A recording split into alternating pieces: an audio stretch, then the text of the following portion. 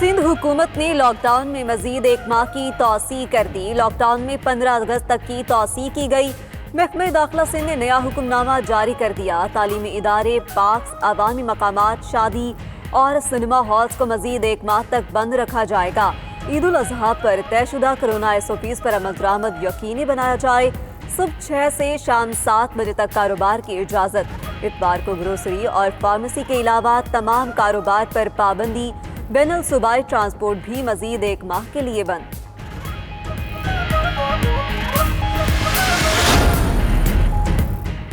ईद उल अजहा पर कमिश्नर्स और deputy commissioners की इजाजत के बगैर खालें जमा करने पर पाबंदी। महकमा दाखिला सिंध ने ज़ाब्ते अखलाक जारी कर दिया। रजिस्टर्ड मदारिस, फलाही इदारे और दीगर अफराद इजाजत लेकर खालें जमा कर सकेंगे।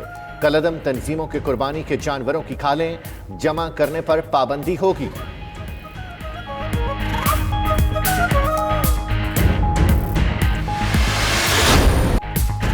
विफाक के नुमाइंदों की यकीन दहानियों के बावजूद कराची में गैर एलानिया लोड शेडिंग जारी। शहर के मुख्तलिफ इलाकों में फनी खराबी या मुरम्मत के नाम पर बिजली की घंटों बंदिश। उधर CO के इलेक्ट्रिक ने लोड शेडिंग के खात्मे का अनोखा फॉर्मूला बता दिया। कहते हैं कराची वाले लोड शेडिंग के खात्मे के लिए गर्मी खत्म होने की दुआ करें। मोने सल्वी का शहर में 7 से 8 घंटे की लोड शेडिंग का भी एतराफ। नईम का कहना है कि वादे पूरे न होने पर गवर्नर असद उमर और कराची से PTI नुमाइंदे इस्तीफे दें। विफाकी हुकूमत फ्रॉड में के इलेक्ट्रिक से मिली हुई है। उधर नासिर शाह का कहना है कि ओवर बिलिंग की शिकायत भी बढ़ती जा रही हैं।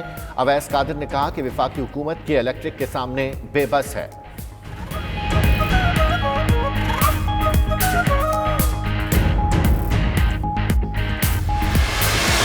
पाकिस्तान की तारीख की सबसे बड़ी डैम अब हम बनाने जा रहे हैं। दयामीर बादशाह डैम, इंशाअल्लाह ये हमारे मुल्क की सबसे बड़ी डैम होगी।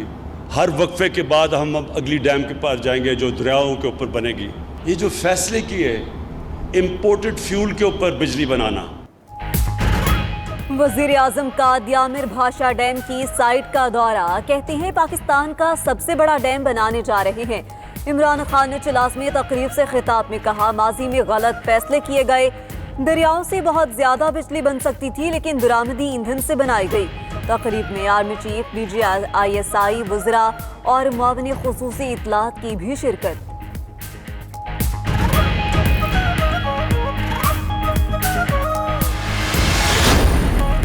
कराची में आटे की फी किलोग्राम कीमत में 6 रुपए का इजाफा। 2.5 नंबर आटे की 10 किलोग्राम की बोरी 545 रुपए की हो गई। चक्की के आटे की 10 किलोग्राम की बोरी 620 रुपए की हो गई। आटे की कीमत में इजाफा गंदम 4 रुपए किलो महंगी होने की वजह से हुआ। गंदम की फी किलोग्राम कीमत 48 रुपए तक पहुंच चुकी है। कराची में शाम में केबल सर्विसेज बंद नहीं की गई। चेयरमैन खालिद आराई कहते हैं कि इलेक्ट्रिक से मुज़ाकरात हुए। कमिश्नर इफ्तिखार शिलवानी ने कमेटी बना दी। मसाइल या इख्तिलाफात मुशावरत से हल किए जाएंगे। उम्मीद है आइंदा केबल नहीं काटी जाएगी।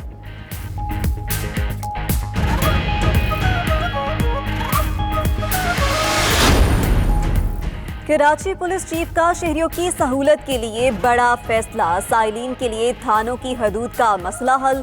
गुलाम नबी मेमन का कहना है, जो शहरी जिस थाने में दरख्वास्त दे वही दर्ज होगी।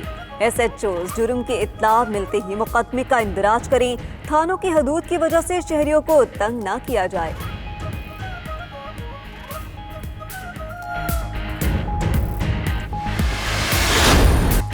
लाहौर समेत पंजाब के मुख्तलिफ इलाकों में मानसून बारिशें जल थल एक हो गया। फैसलाबाद, सरगोदा, चिन्योट में भी बादल खूब बरसे। कोटली, मानसहरा, बदीन में भी बारिश से मौसम खुशगवार हो गया। कोहलों में नशीबी इलाके ज़ेर-ए-आब आ गए। उधर कराची और हैदराबाद में कल से तेज हवाओं के साथ बारिश का इम्कान।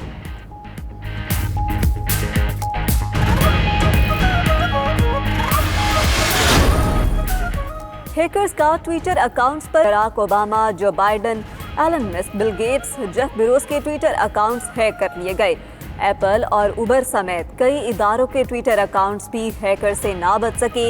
हैक अकाउंट से ट्विटर सार्फिन से करेंसी बिटकॉइन मांगने के पैगामात।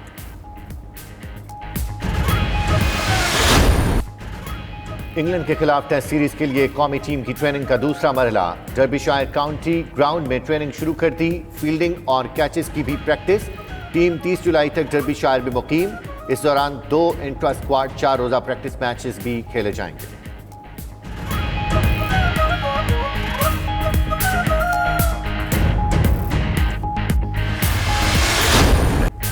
कतर में फुटबॉल वर्ल्ड कप 2022 का इफ्तिताही मैच 21 नवंबर को अल्बैस स्टेडियम में होगा। फीफा के मेगा इवेंट्स का शेड्यूल जारी। ग्रुप स्टेज के दौरान एक दिन में 4 मैचेस खेले जाएंगे। सेमीफाइनल्स 13 और 14 दिसंबर तक, जबकि फाइनल 18 दिसंबर 2022 को ल्यूसल स्टेडियम में खेला जाएगा।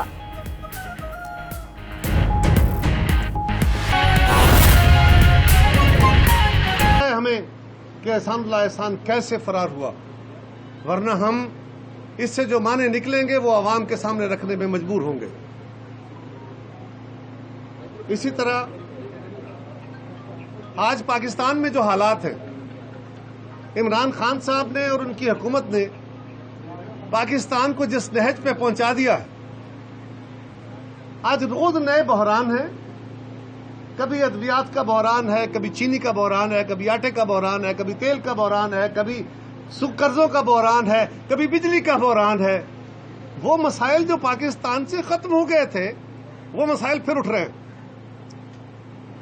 और उसके ऊपर वजीर आजम साहब हमेशा यही कहते हैं कि ये माफियाज रोल अदा कर रहे हैं। माफियाज नहीं हुजूर वाला, आपके अपने लोग, आपके दाएं बाएं खड़े आगे पीछे आपकी जमात के अंदर मौजूद लोग, वो हैं माफियाज के सरबराह। चीनी के ऊपर बड़ा शोर होता था। मियां नवाज शरीफ फैमिली और आसिफ जरदारी साहब को बड़ा इल्जाम दिए जाते थे कि चीनी उनका कारोबार है। आपके कमीशन ने बताया है कि आसिफ जरदारी साहब पे जिस ग्रुप के साथ शेयर होल्डर होने का इल्जाम है, उनका तो टोटल 1.5% प्रोडक्शन में हिस्सा है। मियां नवाज शरीफ फैमिली का 4.5% हिस्सा है। ये दोनों खानदान क्लब भी कर दें तो 6% हिस्सा है। खान साहब, आपके तो एक साथी का हिस्सा प्रोडक्शन का 20% है, दूसरे का 16% है, किसी का 10% है, किसी का 6% है। कोई 80% हिस्से तो शुगर के आपके अपने घर में हैं या आपकी अपनी पार्टी में हैं। इसीलिए नोटिस लेने के बावजूद, अदालतों के नोटिस लेने के बावजूद भी आज भी चीनी सस्ती नहीं हुई। अद्वियात के स्कैंडल में आपके अपने लोग शामिल हैं, आपने हटाए थे। आज नैब उसको इतने महीनों बाद, इतने सालों, 1.5 साल बाद नैब को याद आ रहा है। ये आपका अपना सारा कुछ कमाल था। अद्वियात सस्ती नहीं हुई, सब मौजूद है, किसी के खिलाफ कोई कार्रवाई नहीं हुई। आटे का बहरान था और आज एक फिर बहरान पैदा हो रहा है। अनफॉर्चुनेटली ये फिर गंदम का बहरान फिर सर उठा रहा है। अभी गंदम की फसल उठाई गई है और वजीर आजम साहब सिर्फ सिंध हुकूमत को मुर्दे इल्जाम ठहरा देने से काम नहीं चलेगा। आपको अपनी पोजीशन वाज़ेह करनी होगी। गंदम स्मगल हो रही है, केपीके से स्मगल हो रही है। आपको उस स्मगलिंग को रोकना होगा।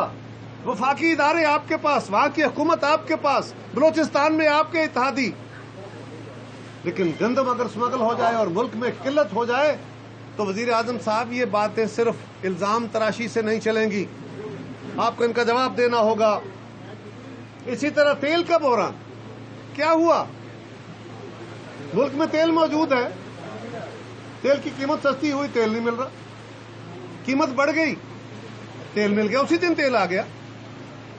क्यों आ गया?